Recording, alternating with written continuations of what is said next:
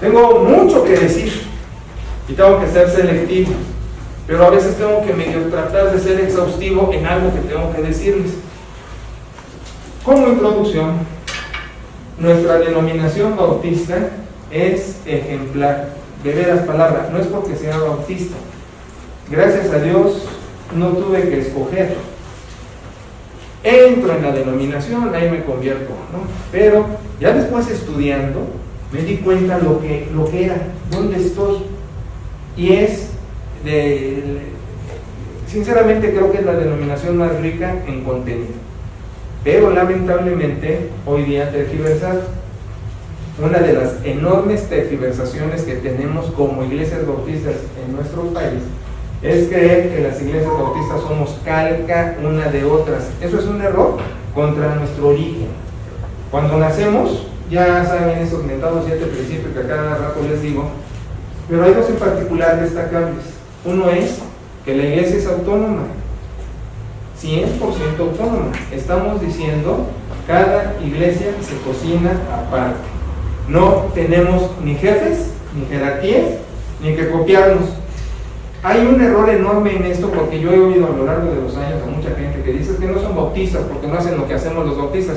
A ver, ¿qué hacen los bautistas? No, es que en la iglesia de mi abuelito, en la de mi papá, o en la de mi hermanito, o en la que me enseñaron, hacían así. No, espérate, no es por eso que somos bautistas.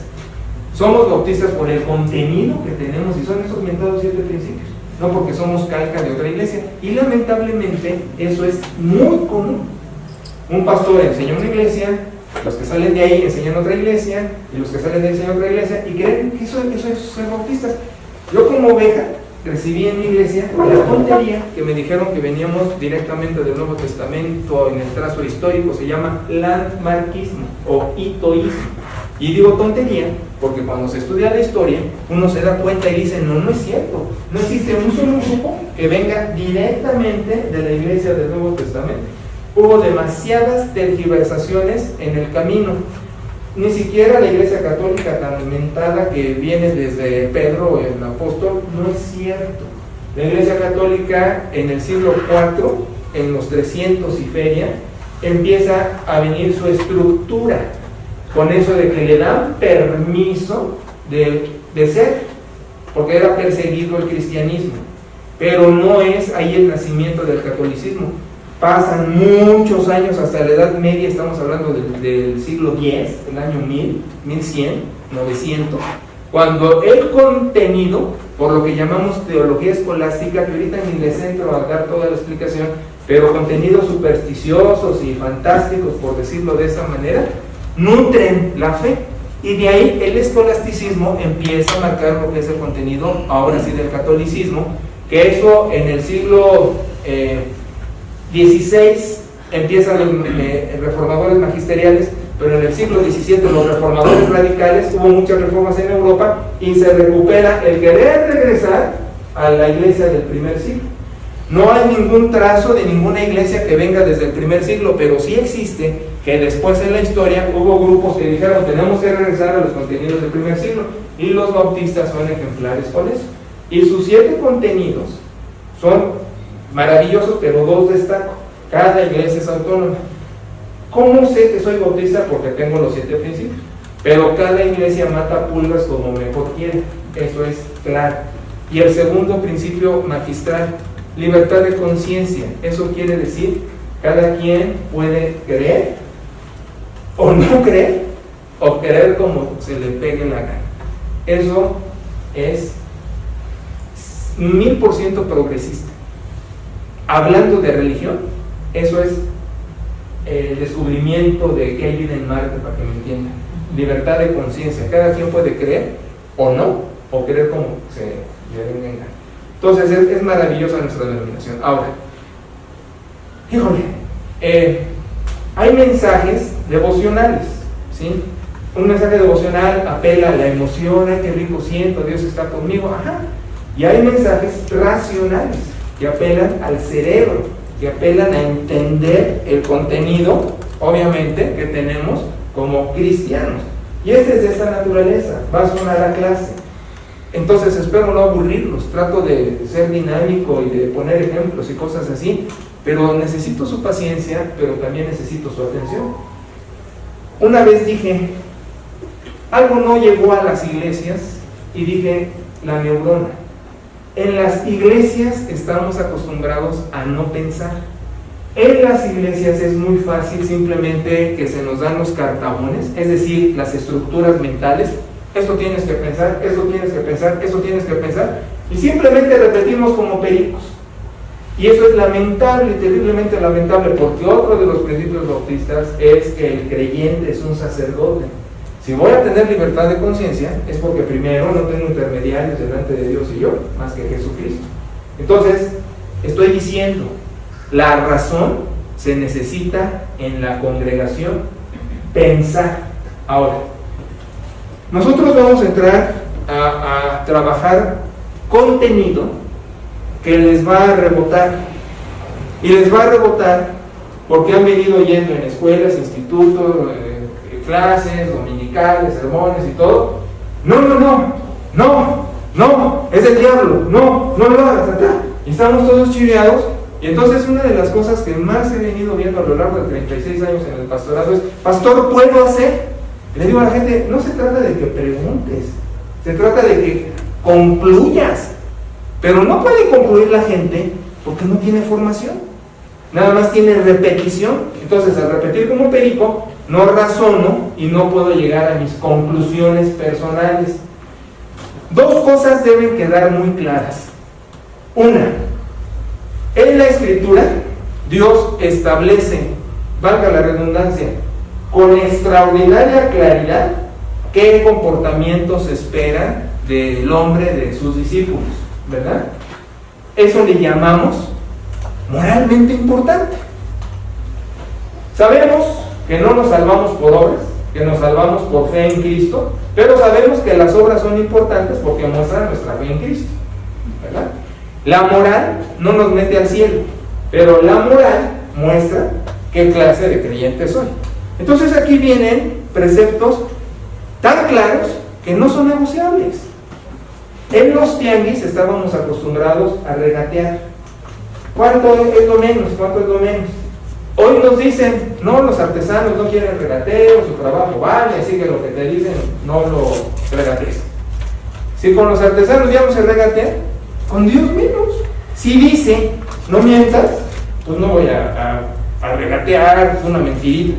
Si dice, no forniques, no adulteres, no robes, no seas chismoso, no seas... Ahí no hay ningún regateo. Es tan claro que vamos, hasta yo lo entiendo. Pero hay otro canal que le llamamos moralmente indiferente. ¿Qué es moralmente indiferente? A Dios no le importa. Dios nos deja la capacidad de elegir. Pero a veces lo moralmente indiferente se hace tan importante en las congregaciones, resta lo que sí es importante y es más observable y reglamentado en la iglesia, ¿sí? Nosotros hacemos esto, no lo hacemos así, y las congregaciones pasa este fenómeno. Ahorita me siento como maestro de esas primarias rurales que tengo en un salón niños de kinder, de primero, de segundo, de sexto, de tercero, de secundaria, hasta de prepa. Tenemos una heterogeneidad espantosa. Tenemos mucha gente con distintas experiencias, o no, o distintos contenidos, o no, o distintos criterios, o no, y es bien complicado. Por eso quiero ser lo suficientemente claro para que todo el mundo entienda, independientemente del transcurso que tengan en estas cosas, en la fe. Nunca es sinónimo antigüedad como madurez. Así se ve. Yo tengo en la iglesia el mismo tiempo que tiene la Biblia en las iglesias. Pues qué bueno, pero qué pena que eso no arrojó ninguna transformación de tu carácter, de tu personalidad, porque al final eso es lo que quiere Dios. A mis estudiantes de teología siempre les he dicho, no es que tengamos una cabezota así comprendiendo las cosas, sino que tengamos un corazonzote así entregándonos hacia el Señor. Entonces, pueden verlo en los evangelios, los fariseos, los escribas, los saduceos, los intérpretes de la ley, mucho tiempo metidos en la ley, pero ¿de qué les servía? Vino Jesús y les da contenido, les dice: lo que ustedes manejan quiere decir esto, y se hacían unas bolas espantosas. ¿Con qué autoridad nos estás diciendo esto? ¿Estás loco? ¿Demonio tienes? Jesús les estaba enseñando, ahora sí que de verdad, lo que se supone que sabían. Vaya la comparación y la proporción, pero es mi caso en las congregaciones. Las congregaciones hoy día están llenas de expertos fariseos en la ley, pero improductivos creyentes en el discipulado. Pero eso sí, dicen que saben y están bien arraigados con sus, le llamo yo, supersticiones. En la iglesia, y no hablo de esta, hablo en un plural, de manera general, la iglesia, sus contenidos son supersticiosos. Un ejemplo de esa superstición es decir: no, hombre, aquí yo tengo. No, espérate. Esto es una traducción. Y es una traducción que ha pasado por muchas manos, y por estas manos, ¿quién sabe qué copias agarraron para llegar a formar esta versión que tengo? La escritura se escribió en 3 idiomas, uno realmente muy poco, normalmente en 2, la nutren más, muy peculiares a su época, a su región, Y de esos escritos, ¿sí?, se hicieron copias y copias y copias y copias. No existen originales. Se me revuelve el estómago cuando oigo predicadores: es que en el original dice, y me quedo, ¿cuál?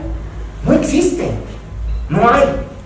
Lo que puede haber es copias de lo más viejito que se puedan acercar a lo pretendido del original. En crítica textual, así se llama ese trabajo, por eso se llama crítica. Buscamos los textos más viejos, que son los más difíciles de traducir, porque son los más acordes a lo que era el mensaje original, ¿sí? Ahora, eso no destruye nuestra fe, para nada, porque al final tenemos traducciones, tenemos contenido de la revelación, pero sí hay que hacerle adecuaciones. Y en mis sermones les digo: aquí hay que corregir esto, aquí hay que corregir lo otro. No estoy diciendo la Biblia está mal, pero estoy diciendo, en el paso de las distintas versiones por los distintos copistas y traductores, a alguien se le ocurre esto, se le ocurre el otro, o simplemente la copia que está usando de los manuscritos no es la más fiel ni la más pegada al mensaje original. Entonces, el trabajo del exégeta es ir buscando qué familias de manuscritos, así les llamamos, son los mejores para hacer las traducciones. Entonces, una de las supersticiones es esa: Dios habló en español. No, espérate, no. Mi profe de griego, el doctor Williamson, hace 40 años, en una reunión de liderazgo bautista, puedo mencionarlos, pero a lo mejor se incomoda porque algunos los conocen, pastores de renombre, así famosísimos, pero analfabetas. Y no es juzgar, ni criticar, ni ser grosero, pero es escribir la realidad. El doctor Williamson llega bien ingenuo y dice: miren, acabo de encontrar que acaban de editar esta versión, se llama Nuevo Testamento Internacional, y trae bien traducidos estos pasajes. Casi queman a Williamson por hereje, y lo que hicieron con esos Nuevos Testamentos de la versión internacional fue: tírenlos a la basura. Pérez estaba allí. Y siempre el doctor Williamson en la clase: nomás vean en dónde estamos parados. Y ese es nuestro liderazgo, maestros de institutos y esas cosas, imagínense. Bueno, entonces, vamos a entrar a temas muy polémicos. Voy a hablar de la fumada, voy a hablar de la bebida, voy a hablar de la bailada, voy a hablar del Halloween, voy a hablar de todo eso, ¿sí? Porque estamos llenos de supersticiones alrededor de eso y de dogmas. Porque nuestro pregón es decir: un cristiano no hace eso. Y entonces la gente que está a nuestro alrededor dice: oye, pues son unos animales muy raros. Cuando el Nuevo Testamento está diciendo: no, que corras del mundo, penetra al mundo, no huyas del mundo, pero no vivas en los valores del mundo, cosas distintas que voy a explicar, ¿sí? Ahora, hay que entender también esto y con mucha claridad. Alguna vez me topé con alguien que dijo, yo voy a hacer como hace el pastor. Le dije, espérate, para hacer como hace el pastor tienes que tener estos años de escuela. Uno, para hacer que quieres imitarme, tienes que tener esta disciplina y esta organización. Me paro estas horas y hago esto, tanto de devocional, tanto de ejercicio, Entonces ya empezamos. Primero los años de escuela, luego las horas en la madrugada que invierto en varias cosas. ¿Ok? Ahora, la familia. Ve la familia. ¿Cómo está mi esposa, mis hijos, sus vidas, educación, ¿ok? ¿Sí? Ahora, ve mi productividad en el día. ¿Sí? Ahora, con todo eso, ¿me puedes imitar? Porque dice, ay, pastor es temperante, voy a ser temperante. No, espérate. Si hablo de temperancia, es porque tengo un caudal de cosas alrededor y no nada más saco la temperancia. Entonces, miren, muchachos, les mandé una biblioteca, Corintios, Gálatas, ¿no? Ojalá lo hayan leído. Todo empieza en Hechos capítulo 15, cuando se da un problema serio en la incipiente iglesia que empieza a nacer. El problema es que los apóstoles estaban bien contentillos, como dice mi hijo, diciendo, la salvación es por fe, pero llegan unos que dicen, no, espérense. Si no se circuncidan, no pueden ser salvos. Entonces, la polémica que se arma es, bueno, ¿qué hacemos con la circuncisión? Porque la circuncisión era señal del pacto, no era una reglamentación nomás. Había dicho Dios, esta es la señal entre yo y tú, y así está bien dicho, porque Dios así lo decía y lo decían primero va él. Esta es la señal entre yo y tú, ¿sí? Todo mío se circuncida. Entonces ya, no podemos ser creyentes discípulos si no estamos circuncidados. Entonces hagan una polémica enorme. Y a raíz de esa polémica enorme, sacan una conclusión que satisfizo temporalmente a la ética de la iglesia. Bueno, les recomendamos que no practiquen la fornicación, ni coman mole, pero no el mole que hacen en Puebla, sino sangre, y ahogado, que era una de las comidas que preparaban así. Pero ahí estaban regando el tepache, porque estaban revolviendo moralmente importante con moralmente indiferente. ¿Cómo que te recomiendo que no forniques? Espérate, ahí no te recomiendo nada. Ay, Dios dice que no se fornica. Fornicar, ¿qué quiere decir? Sexo fuera del matrimonio, antes del matrimonio. Adulterio fuera del matrimonio, ya estando alguien casado. Pero, miren, fornicar incluso está mal traducido. La palabra griega es pornía. ¿Ya le suena? Pornografía, grafos, pornía, escritos de esta naturaleza. Pornía quiere decir toda la inmoralidad sexual. Quiere decir masturbación, pensamientos, fantasías eróticas, quiere decir lujuria, quiere decir desear a alguien, aunque no haga acto sexual, quiere decir fornicar, copular con alguien, quiere decir adulterar, meterme con alguien que no es mi pareja. Pornía es una enciclopedia de cochinadas. Y eso es lo que dicen. Les recomendamos que no se metan con pornía. La riegan. No, eso no se recomienda, eso Dios lo manda. ¿Sí? Pero puedo entender en Hechos 15, estaban empezando como bebés a balbucear la fe. Tienen que entender, la revelación es progresiva. Toda la Biblia es útil, pero no tiene igual valor. ¿Por qué? Porque hay contenidos. Esto es una biblioteca, muchachos. Y quien llega a una biblioteca puede agarrar un cuento de Walt Disney, puede agarrar un libro de álgebra, puede agarrar un libro de física. Aquí tengo que entender el manejo universal de esto y que se interpreta a sí mismo, y la revelación que es progresiva. Los distintos estilos literarios, su historia, su antigüedad, qué era para quién, cómo era para esto. Por eso no recomiendo que los hermanos en la iglesia lean comentarios. Mucha gente está atenida en su formación a leer comentarios. Va a la librería, hay un comentario sobre esto, el libro bíblico, pero olvidan que el comentarista es otro como nosotros, que tiene su historicidad y su temporalidad, y que tiene un montón de influencias para hacer su comentario. Y yo les digo, espérate, vas a oír la voz de alguien que quién sabe qué influencia trae, histórica, ideológica. Tengo un mapa ideológico de cómo se dispersan los distintos pensamientos desde las reformas, y ahí podemos clasificar un montón de autores. Entonces, alguien dice, es que a mí me encanta este autor, pero espérate, está aquí clasificado, y esta clasificación tiene estas ideologías, Entonces no nomás leer un comentario, ahí me gustó. Esa es otra de nuestras indisciplinas. Vamos a la librería y vemos, ese fue un problema gravísimo con los bautistas. Cuando van a las librerías, y normalmente las librerías venden libros de carácter pentecostés, Editorial Vida, Betania y esas, y agarran la Biblia de Scofield, que me encanta esta Biblia, que tiene unos comentarios bien suaves, y es una barbaridad lo que dice ese señor. Un montón de ratas. Hace 8 días, Eli bien hermosa, que el rapto es un mito. Además, y no porque no sea bautista, cuando nacemos los bautistas, nuestra escatología la definimos muy claramente y entendemos un amilenarismo, que esto quiere decir, no sabemos cuándo viene Cristo, pero hay que estar preparados porque en cuanto venga inaugura su presencia, el fin, el reino, el inicio, que de rapto, que Jesús no es terrorista, no se anda secuestrando a la gente. Eso es un invento tergiversado del mal uso del texto.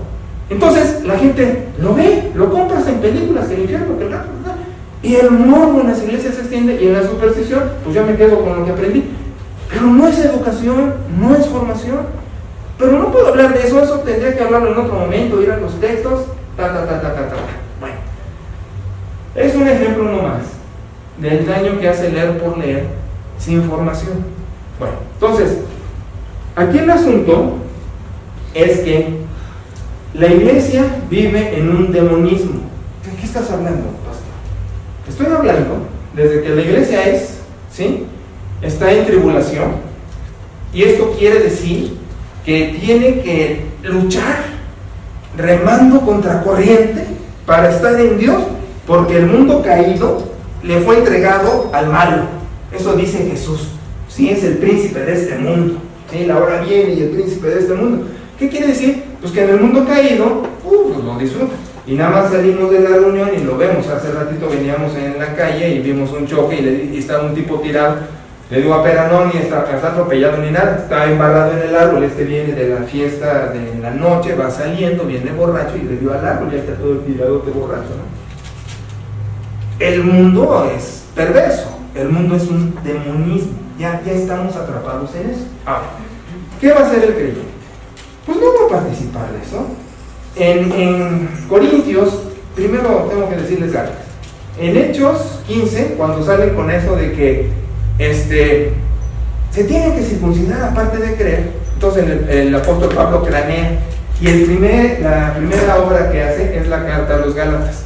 Y entonces su introducción dice, espérense, no hay varios evangelios, hay uno solo.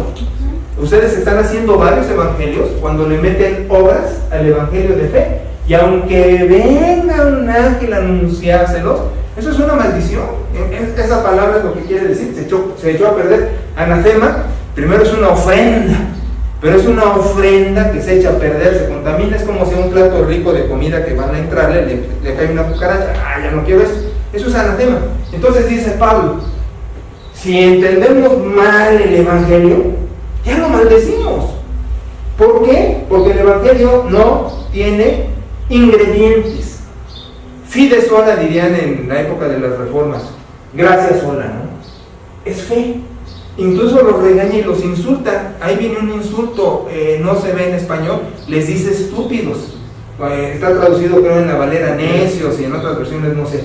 Pero estúpido es una palabra griega, se le podría traducir descerebrado, porque les dice en el capítulo 3, están descerebrados. Tanto tiempo invertí con ustedes y ahora están revolviendo fe y obras. Abusados. No pueden empezar por fe y terminar por obras.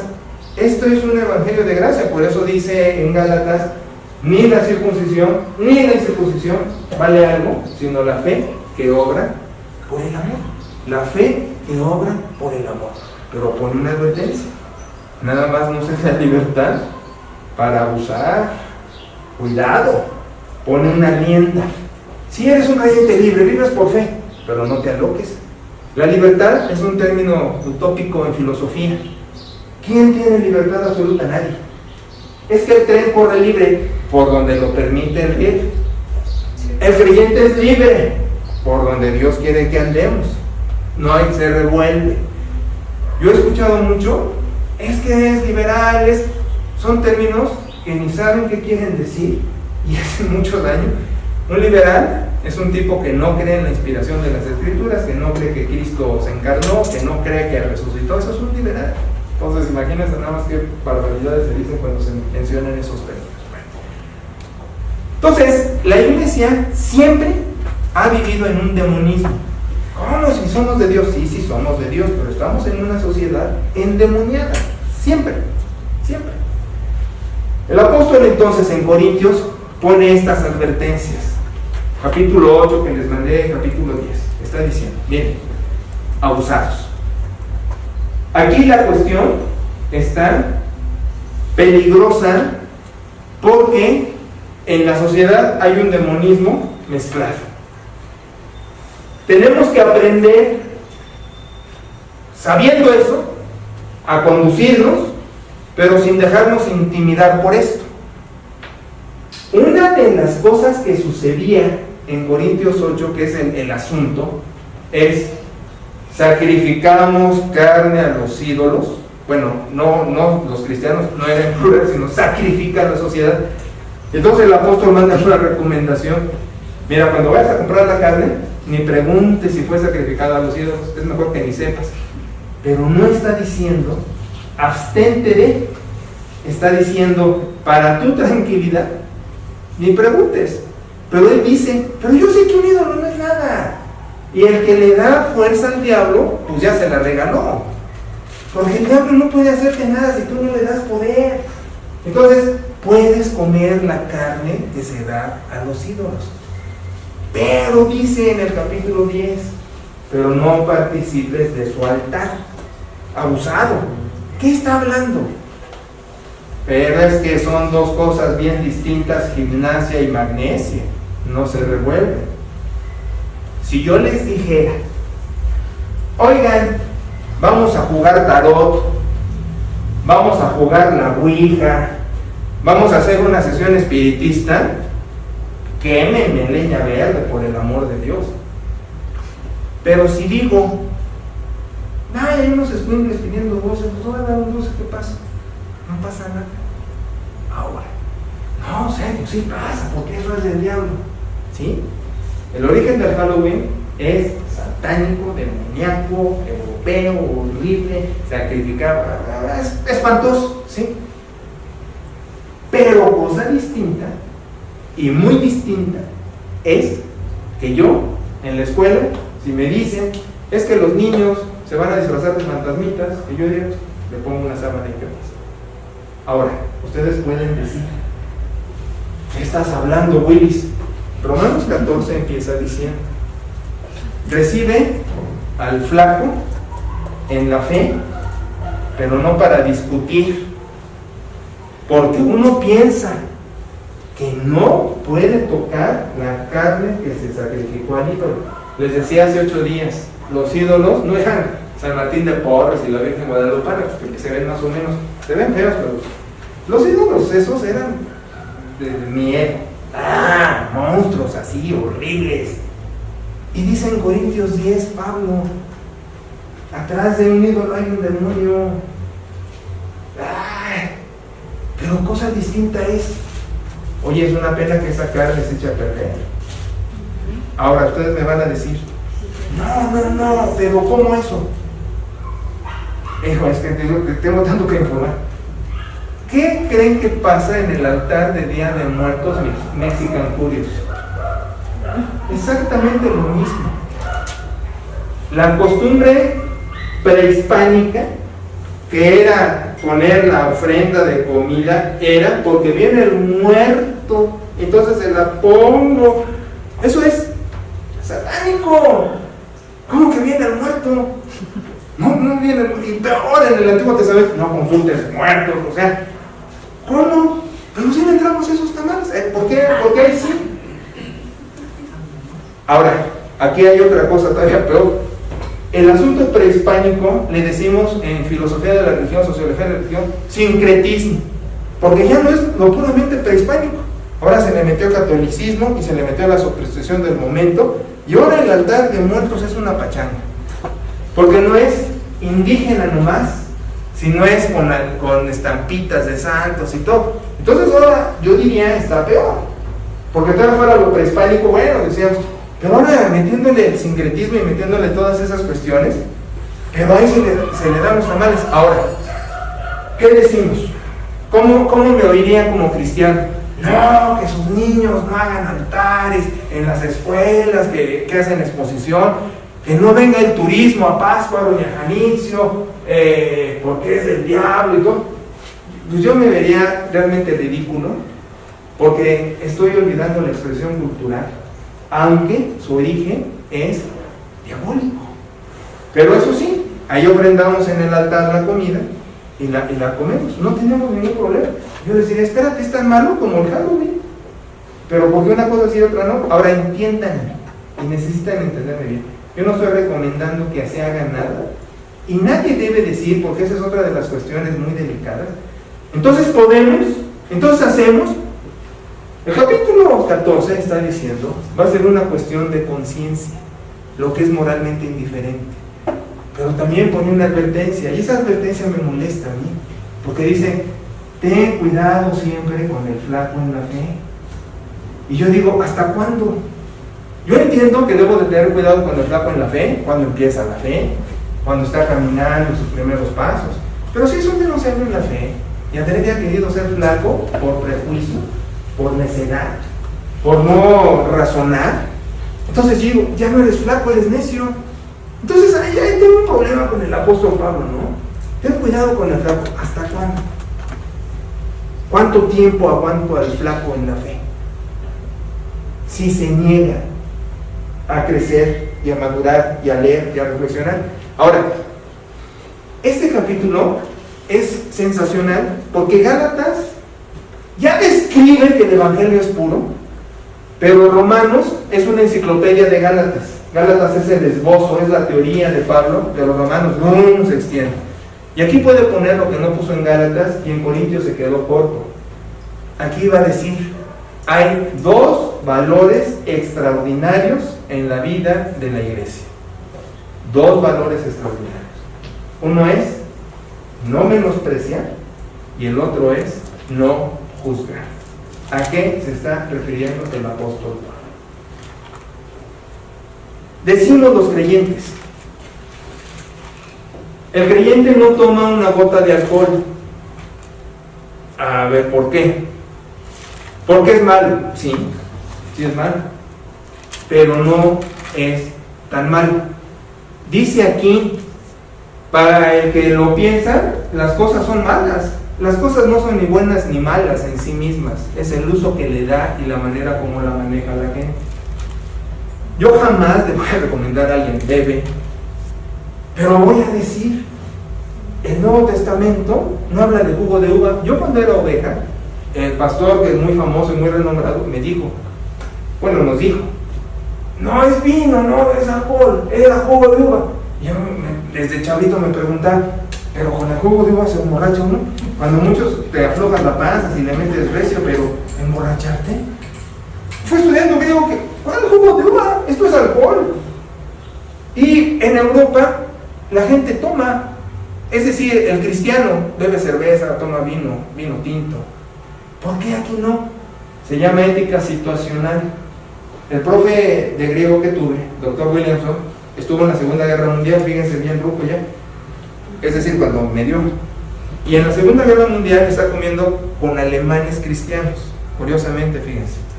Y al estar comiendo con alemanes cristianos, se escandaliza porque ven que sacan la cerveza y el vino tinto y están comiendo sus carnitas y sus chicharrones. Bueno, no comen eso, pero bien a gusto. Y dicen, no, ¿cómo están comiendo estos así? Él saca una foto de su mujer maquillada y los brothers alemanes se espantan. ¿Tu mujer es cristiana? Está maquillada, se maquillan las prostitutas. ¿Estás casado con una prostituta? La ética regional de lo moralmente indiferente hace costumbres en las regiones que se tergiversan y dice uno y otro, este está mal, este está bien.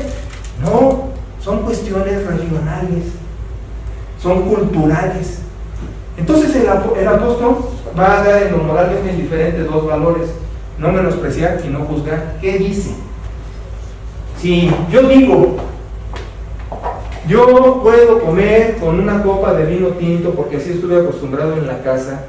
Toda mi vida así ha sido y así lo quiero seguir haciendo. El creyente va a decir, no juzgo.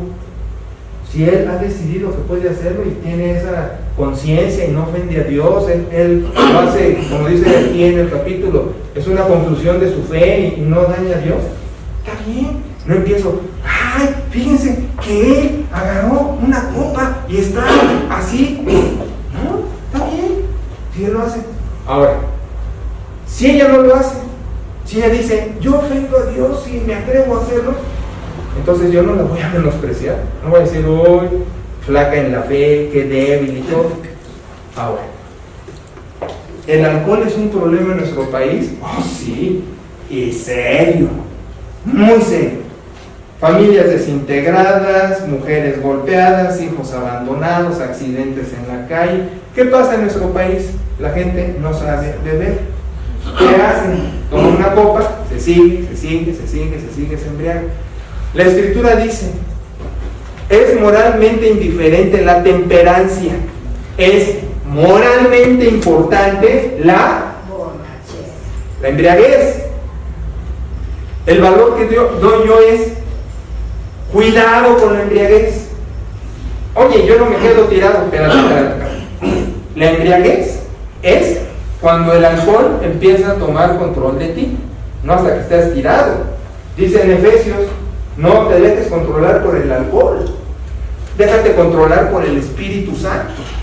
Entonces, la embriaguez es desde que empiezas a sentir un ligero estado distinto en tu persona. Estoy diciendo, desde que empiezo a sentirme así como que me empiezo a querer marear, o como que quiero empezar a sentir las piernas calientitas como me dijo alguien, y empiezo, oye, no, espérate. Y el porcentaje de embriaguez no es el mismo para todos. Hay gente que puede beber 2 copas, 3 copas y no tiene ningún problema. Hay una persona que con una copa está borracha. Ahora, ¿qué se desprende de esto? Les voy a dar una aplicación muy sencilla. Es, antes de Cristo, ¿tenías problema con la copa? No te voy a hacer, que ese es el diablo. El problema con la copa es tomar, embriagarte. No me quedes tirado. Con que te quedes mareado, con que traigas aliento alcohólico, con que se te vean los ojos así, ya estás borracho. Eso es pecado.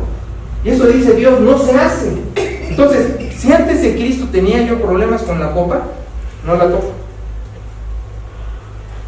Si conozco a Cristo y no había bebido antes, oye, me parece lo más tonto.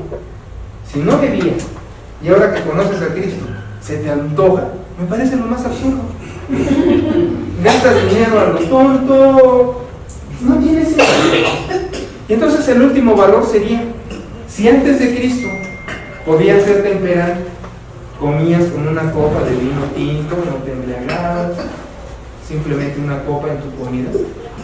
Ahora que conoces a Cristo, no tienes por qué dejarlo, a menos, y lo da bien claro el pasaje, que tu hermano se escandaliza.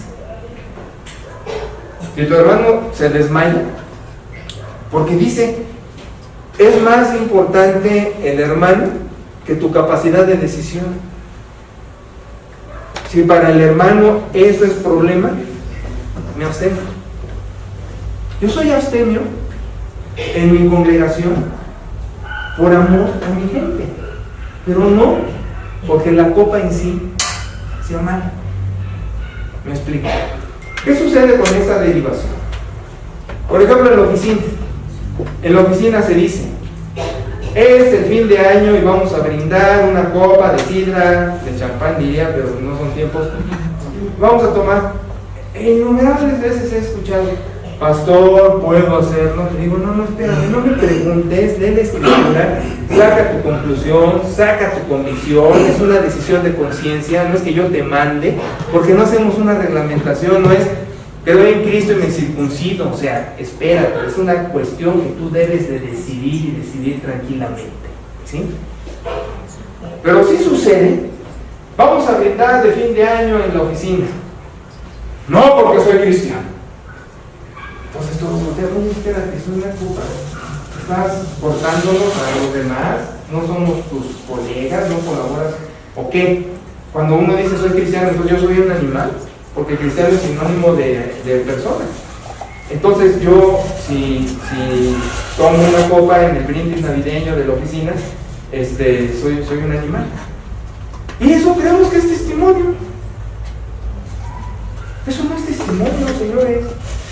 Testimonio es articular la fe, es hablar de nuestro Salvador y ser congruentes en nuestra manera de vivir y de ser. Les estoy diciendo que son contenidos que normalmente no se escuchan porque pastor, el baile, los anatemas en las iglesias, el baile, nosotros no bailamos porque somos cristianos. El baile es un movimiento seductor, claro. ¿Hay de bailes a bailes? Claro. En Jalapa me decía una señora bien angustiada, mi hija está en el bailable regional de esto, algo como el de Amalia Hernández, y me están diciendo todos ahí en la iglesia, no. Oye, espérate, es una cuestión cultural. Pero el otro, el de bailar entre parejas, oigan, los esposos hacen más cosas que bailar, ¿por qué no pueden bailar los esposos? Por el testimonio. Ay, si nosotros creemos que el testimonio es indebido de una pareja que se ama y que ponen en una fiesta y se para los esposos a bailar, y ahí reducimos el testimonio cristiano, también estamos mal. Ahora, ¿qué he hecho yo en mis anteriores congregaciones cuando los chamacos empiezan a inquietarse y saben que sus cuates se van a las discos y que hacen estas cosas? Miren, una mujer en Jalapa, una buena farisea, de las mejores que he visto, pero farisea, mis hijos, nosotros, no, Está bien. La iglesia en Jalapa estaba junto al Main Street, la discoteca, ahora son antros, la discoteca más grande y más popular en Jalapa. Salía yo muy tarde de la oficina en Jalapa porque las gentes trabajaban hasta las 10 de la noche en las oficinas y se les ocurrió a mis líderes, pues salgo a las 10, voy a ver, tenemos que ver cosas. Les digo, en una iglesia grande, tenías de secretarias, era un relajo, entonces, de ni modo, te hablaba Felita, ¿sabes qué? Va a pasar fulano a las 10:30. Salía yo de la oficina de la iglesia y ya estaba el colón para entrar a la discoteca, al Main Street. Hijo de la hermana farisea, que me pasara con permiso, por favor, porque necesito llegar acá.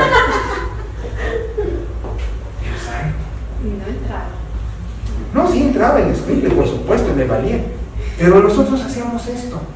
Si nuestros escuincles tienen cuscús, tienen comezón, vamos a organizarles como iglesia una tardeada. Que no se me vayan a la disco, que la droga, que la bebida, que el sexo. Vamos a controlarlos nosotros, que estén en nuestra supervisión y les hacemos una tardeada y se les quita el cuscús y todo. O sea, hicimos procedimientos para que nuestros chamacos tuvieran un sustituto. Miren, de esto se trata. Y eso hacen allá, pero aquí lo hacemos todos como familia y así empezamos con eso del caballo dorado y de otras cuestiones.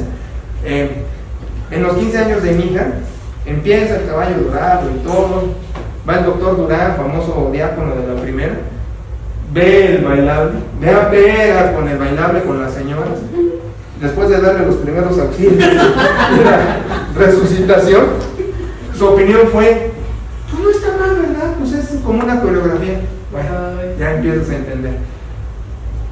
Hemos puesto como maldición cosas nosotros que la Escritura no pone.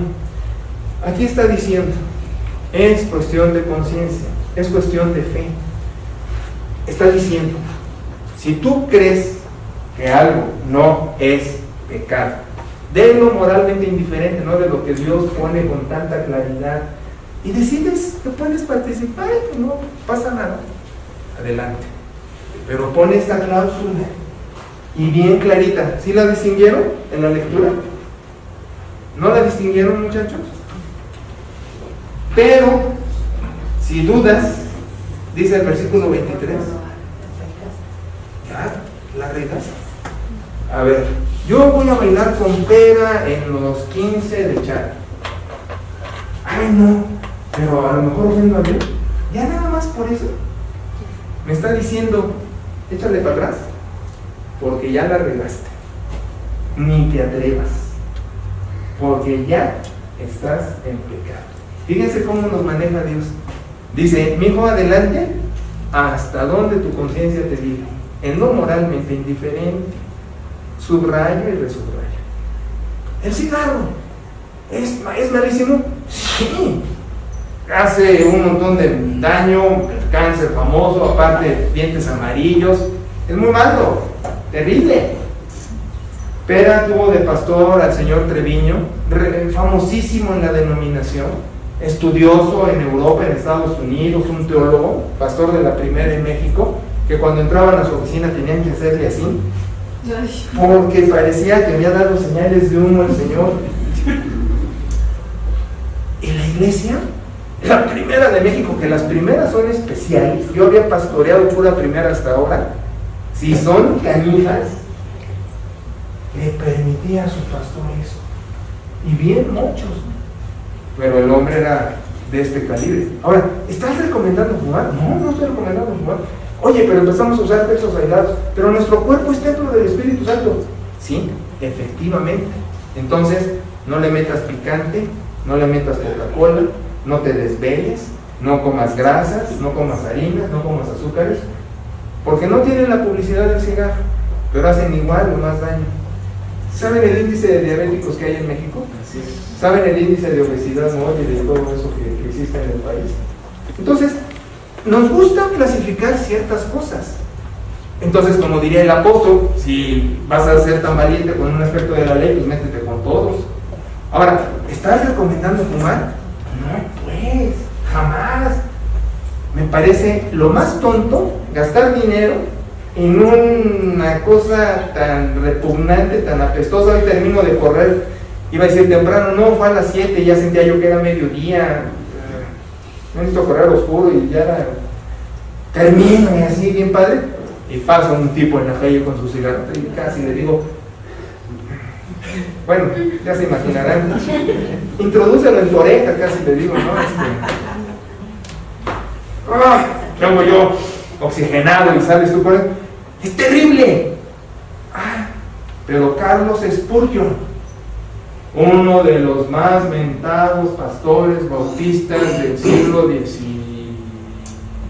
1800, en Londres, en el famoso tabernáculo de Londres, con 5,000 gentes, una cosa espectacular, hacía sus sermones con su purote.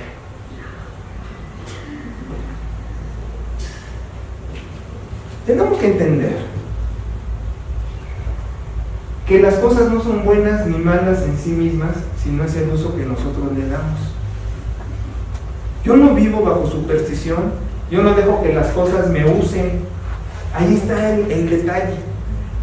Si las cosas me usan, estoy amolado, pero si yo uso las cosas es distinto. Me pongo una sábana y te hago ¡bum! Ahora me puse a jugar esa semana con calaveritas, dije, hermano, pastor, ¿por qué no? Me divierte y empiezo con la mía, por andar filosofando y haciendo teología. Hoy lo están velando, por decir tanta herejía. Está fabulosa. Bueno, puedo jugar con las cosas, por supuesto, con mi conciencia. No ofendo a Dios. ¿Hasta dónde debo esperar al débil en la fe? ¿Hasta cuándo? ¿Hasta dónde? Esa es una pregunta que siempre me he hecho en mi pastorado. Y muchas veces es un porcentaje altísimo. Digo, para él es un problema, dice aquí. Si para tu hermano es un problema, abstente. Mete reversa, pero ¿cuánto tiempo el hermano quiere seguir en esa postura? Porque a veces no es falta de maduración, a veces es obstinación. No, yo me quiero quedar aquí como fariseo, pero así de los que Jesús les ponía las cosas bien claritas y decían, no, demonio tienes. Entonces uno dice ahí, bueno, es que este cuate no quiere madurar, este cuate está en otro plan. Entonces yo agarro estos dos valores extraordinarios: no menospreciar, no juzgar. Vente para acá, tú eres la flaca en la fe. Oye, invitan a mis hijos a una fiesta en la escuela, que lleven su calabaza y que se hagan bu. que vayan. Van a jugar Ouija, va a ser tarot, eso es espiritista. No, ay no, eso es bien horrible, no, eso es satánico. No, ahí no, para que se pongan una. Oye, pero que su origen, el origen de muchísimas cosas, no solo eso, muchísimas cosas, es satánico. El mundo está endemoniado. Miren, perdónenme, cuando las mujeres se ponen sus pantalones bien ajustados, aquí está diciendo es cuestión de conciencia. La señora, la muchacha, la chica, se pone su pantalón bien ajustado porque está diciendo, su psicología es, me veo bien, me gusto, está padre mi figura. Eso es legítimo para ella, pero lo que no sabe es que al salir a la calle, medio mundo la está deseando. Entonces, esta persona, yo podría decirle, tú me estás juzgando porque, pero tú vienes bien, tú me estás juzgando porque mi hijo se puso una sábana y en la primera hizo con una calabacita, y tú estás saliendo con una ropa que estás provocando pasiones desordenadas, y dice Pablo que es idolatría, y estás provocando, pero es que yo no lo hago para provocar, lo hago porque me gusta verme bien.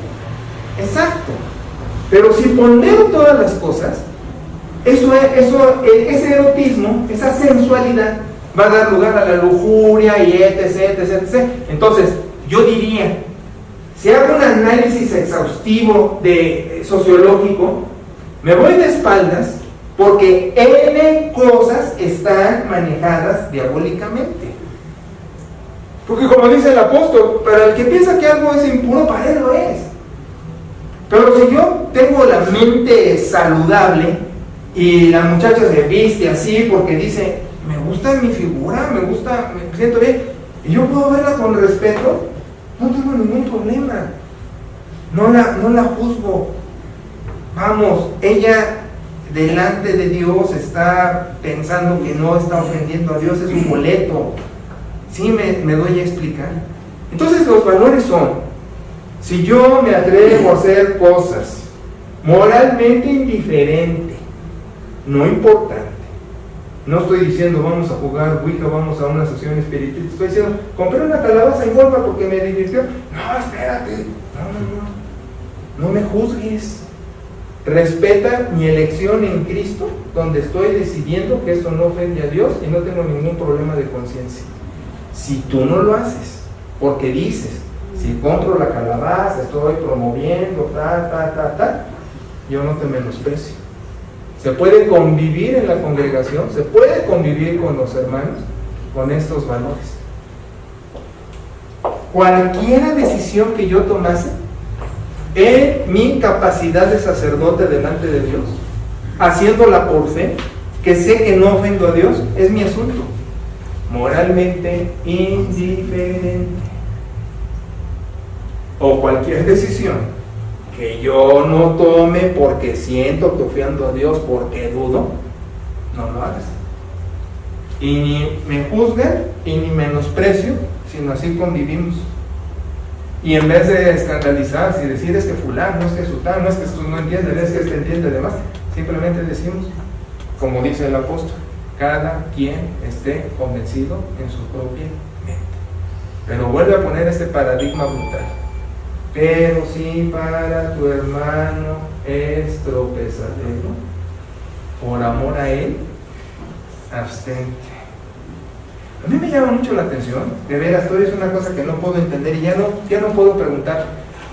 Mi pastor se llama, vive pero ya no está en funciones, bueno, es emérito, no sé qué es eso. El pastor Alejandro Zamora con su esposa Dina Rodríguez de Zamora. Fundamentalista, un buen hombre, porque no revuelvo, un buen hombre de amor a Dios, de servicio, pero un ignorante en muchas cosas, porque su escuela era muy limitada.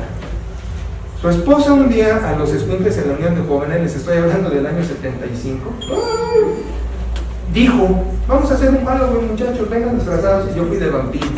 Debí de haber ido de hombre bobo, porque se me queda, sin necesidad de ponerme nada. Y fueron, y uno iba de Frankenstein, otro de hombre lobo, otro de vampiro.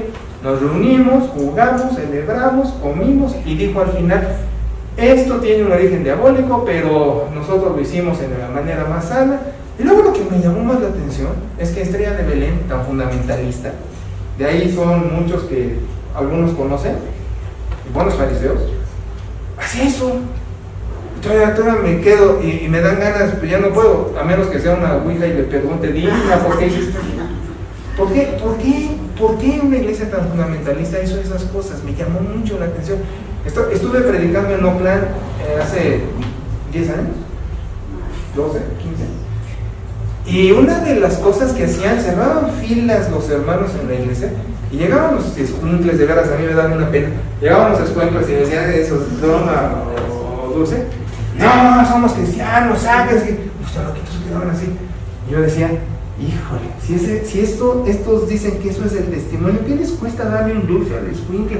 No, pero su origen es así. Sí, yo sé que su origen es satánico, pero el escuincle está pidiendo un fregado dulce. ¿Qué les cuesta darle un chocolate y decirle que Dios te bendiga y te doy un folleto con el dulce si quieres, lo que sea? Pero no, anteponer el escudo de soy cristiano. ¿Qué es eso? Ahora, yo a esos hermanos no fui y les dije, ay, tontos, flacos. No, simplemente, bueno, así es su costumbre regional, está bueno, está bien. Si les cuento que no pasa nada, me van a juzgar, no tienen la capacidad de discernir. Y lo peor de todo es que era gente con antigüedad en la fe.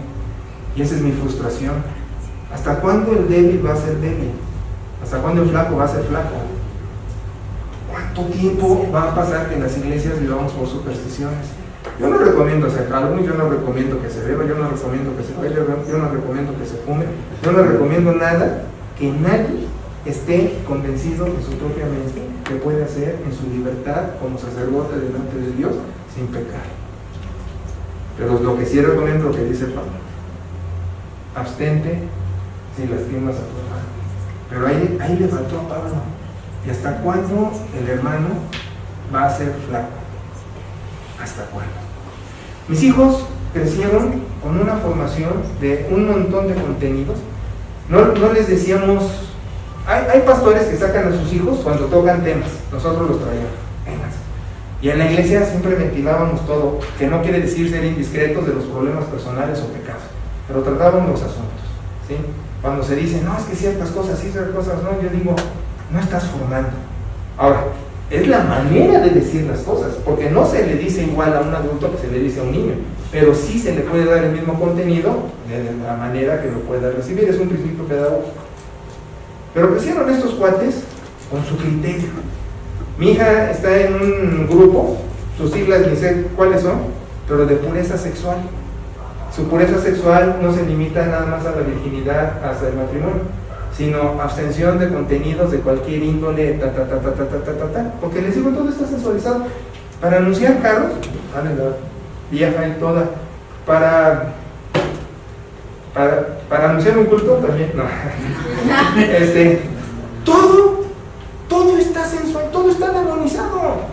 Para anunciar un refresco, está anunciando refresco o leche.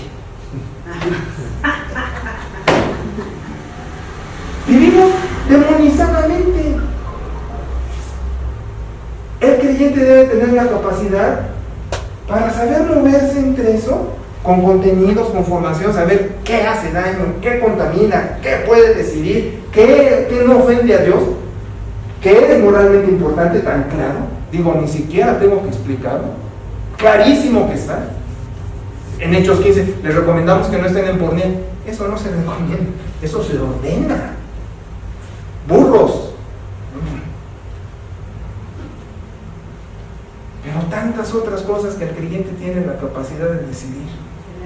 Entonces, gracias corazón, llego a Zacapu y de las primeras cosas me llega una familia. Nosotros no ponemos árbol de Navidad porque es del mundo y es pecado y es demoníaco.